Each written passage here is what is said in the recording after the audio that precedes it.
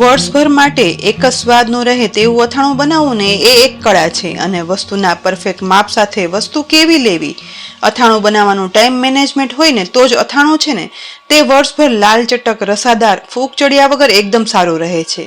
અને તેમાં પણ કાચી કેરીનો છુંદો એટલે કે ખમણ, જે આજે વર્ષો જૂની તડકા છાયામાં બનાવવાની રીત બતાવીશ. કાચી કેરીનો છુંદો જે આજના વિડીયોમાં આપેલી માહિતી અને એક ખાસ ઇન્ગ્રેડિયન્ટ ઉમેરી અને બનાવશો ને તો તેમાં ક્યારેય ફૂગ નહીં લાગે, રસો ઓછો નહીં થાય અને થોડા સમય પછી ખાંડની કણીઓ પણ નહીં બને અને એક સરખો રસરસતો લાલ ચટક કલરનો આખું વરસ સુગંધીદાર જળવાઈ રહેશે. પૂરી, થેપલા, પરોઠા બધા સાથે ભાવતો ઘર ઘરમાં બનતો કાચી કેરીનો છુંદો બનાવવા માટે રાજાપુરી કેરી અથવા તો ખાટી કેરી પસંદ કરવાની. અહીં મેં મીડિયમ સાઇઝની રાજાપુરી કેરી 1.5 કિલો લીધી છે. જે ખરીદીએ ને ત્યારે ખાસ ધ્યાન એ રાખવાનું કે એકદમ કડક હોવી જોઈએ, જેથી તે અંદરથી લીલી અને કાચી જ નીકળે. પાણીથી ધોઈ સાફ કરી લીધેલી રાજાપુરી કેરીને સ્લાઇસર કે ચપ્પુ વડે છાલ ઉખાડી લેવાની છે. માર્કેટમાં અત્યારે અનેક પ્રકારની કાચી કેરી આવતી હોય છે, પરંતુ ગુજરાતી અથાણા બનાવવા અને ખાસ તો છુંદો બનાવવા માટે હંમેશા આપણે પસંદગી રાજાપુરી કેરી અથવા તો ખાટી કેરી પર જ ઉતારીએ છીએ. આ કેરી છે ને તે એકદમ કડક અને વળી અંદરથી જાળીદાર રસાવાળી હોય છે, જેથી તેમાંથી બનતું અથાણું છે ને તે લાંબા સમય સુધી કેરી કડક રહી એક સરખા સ્વાદનું જળવાઈ રહે છે. એક કેરીની છાલ ઉતરી જાય ને એટલે કેરી કાળી ના પડે ને એના માટે તેને પાણી ભરેલી એક કડાઈમાં ઉમેરી દઈશું. આ જ રીતે અહીં મેં બધી કાચી કેરીની છાલ ઉખાડી અને પાણી ભરેલા બાઉલમાં ઉમેરી દીધી છે.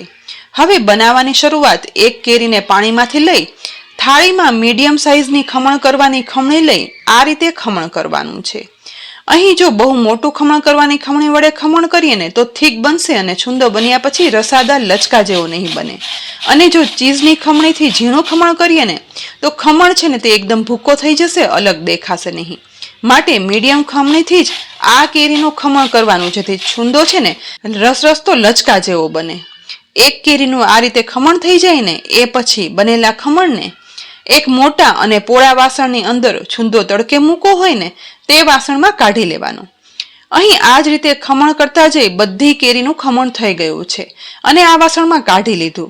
તો હવે છુંદો બનાવવાની શરૂઆત. કેરીના ખમણની અંદર 1 ટીસ્પૂન હળદર પાવડર અને 3 ટીસ્પૂન મીઠું ઉમેરી દેવાનું છે. એ પછી હાથ વડે જ હળદર મીઠાને કેરીના ખમણની અંદર મિક્સ કરવાનું. આ રીતે કેરીમાં હળદર મીઠું આપવાથી તે પ્રિઝર્વેટિવ તરીકે વર્તે છે અને જેથી આખા વર્ષ માટે બનતો છુંદો છે ને તે કલરમાં ઉજળો રહેશે, કાળો બિલકુલ નહીં પડે. અહીં બધું મિક્સ થતા કેરીમાંથી રસો છે ને તે છૂટો પડવા લાગ્યો છે. એટલી સરસ આ રસાદાર રાજાપુરી કેરી છે અને રસરસો છુંદો બનાવવા માટે આવી જ કેરી પસંદ કરવાની. બસ બધું મિક્સ થઈ ગયા પછી હળદર મીઠું આપેલા કેરીના ખમણને એક મોટી થાળી કે ડીશ ઢાંકી 1 રાત માટે અથવા તો 7 થી 8 કલાક એમ જ રહેવા દેશું, જેથી હળદર મીઠું છે ને કેરીમાં સરસ ચડી જાય. અહીં 1 રાત રાખ્યા પછી તમે જોઈ શકો છો કે કેરીમાં હળદર મીઠું ચડી અંદરથી ખાટું પાણી પણ છૂટું પડ્યું છે. પરંતુ આપણે તો કેરીનો રસાદાર રસરસતો છુંદો બનાવવો છે, તો તેના માટે કેરીમાંથી આ પાણી નીચોવી અલગ કરવાની કોઈ જરૂર નથી. અને છુંદો ગળ્યો બનાવવા માટે 1.5 કિલો કેરી સામે અહીં મેં 2 કિલો ખાંડનો પાવડર કરી અને રાખ્યો છે. તડકા છાયાના છુંદામાં ખાંડનો પાવડર કરી અને ઉમેરવાથી ખાંડ છે ને તે જલ્દીથી ઓછા સમયમાં ઓગળી જાય અને ચાસણી બને છે અને ક્યારેય આખા વર્ષમાં ફરી ખાંડની કણીઓ ફરીથી નથી બનતી. આ ખાંડના પાવડરને લઈ થોડો થોડો કરી હળદર મીઠું આપેલા કેરીના ખમણમાં ઉમેરી દેવાનું. અત્યારે મેં અડધી ખાંડ ઉમેરી છે. એ પછી ચમચા વડે ખાંડને ખમણમાં મિક્સ કરવાની છે. બધી ખાંડ સાથે ના ઉમેરતા થોડી થોડી ખાંડ ઉમેરતા જઈશું અને મિક્સ કરતા જઈશું. અહીં મેં રાજાપુરી કેરીના માપ પ્રમાણે ખાંડ લીધી છે, પણ છુંદો બનાવવામાં ખાટી અથવા તો કેસર કેરી પસંદ કરી હોય ને તો ખાંડનું પ્રમાણ એ રીતે વધારી દેવાનું.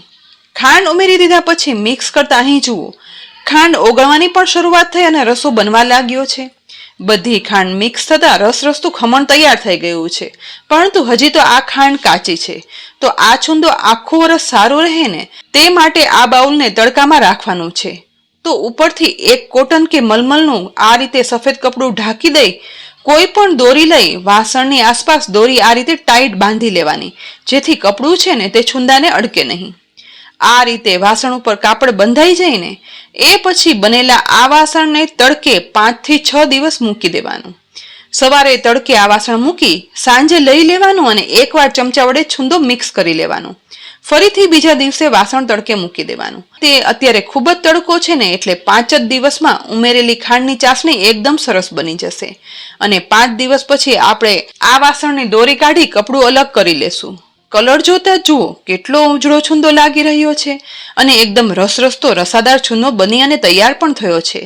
મિક્સ કરવાથી ખ્યાલ આવી જશે કે આ છૂંદામાં દળેલી ખાંડની કેટલી સરસ ઘાટી ચાસણી બની અને તૈયાર થઈ છે. બનેલી ચાસણીને ચમચામાં લઈ આંગળી વડે ચેક કરતા જોઈ શકાય છે કે ખાંડની એક તારની ચાસણી છે ને તે તડકામાં બની અને તૈયાર થઈ છે. તડકા છાયામાં બનેલા આ છુંદાને બસ આવી ઘાટી ચાસણી બનશે ને તો વર્ષભરમાં છુંદો ક્યારેય બગડશે નહીં, ફૂગ નહીં ચડે કે કાળો પણ નહીં પડે. બસ તૈયાર થયેલા આ છુંદાને ગળ્યો છુંદો બનાવવો હોય ને તો આ સમયે લાલ મરચું પાવડર નહીં ઉમેરવાનું, પરંતુ હું મારા ઘરમાં તીખો છુંદો બનાવું છું તો તેના માટે 1.5 કિલો કેરી સામે રસરસતા બનેલા આ છુંદામાં 1/4 કપ લાલ મરચું પાવડરમાંથી પહેલા 1/2 કપ લાલ મરચું પાવડર છુંદામાં ઉમેરી દઈશ અને ત્યાર પછી એક ખાસ ઇન્ગ્રીડિયન્ટ એટલે કે 1 ટીસ્પૂન હિંગ ઉમેરવાની છે. હિંગ ઉમેરવાથી છુંદો છે ને તે એકદમ સુગંધીદાર બને છે. જો ટ્રાય ના કરી હોય ને તો એકવાર જરૂરથી ઉમેરશો. હવે મરચું અને હિંગને ચમચા વડે એકદમ સરસ રીતે છુંદામાં મિક્સ કરવાનું. અહીં મિક્સ કરતા જ લાલ કલર સાથે છુંદો કેટલો સરસ બની અને તૈયાર થયો છે. છતાં પણ હજી મને થોડું લાલ મરચું પાવડર ઓછું લાગે છે, માટે બાકી રાખેલા લાલ મરચું પાવડરમાંથી અડધું લાલ મરચું પાવડર ઉમેરી દઈશ. અહીં 1/4 કપમાંથી માત્ર 2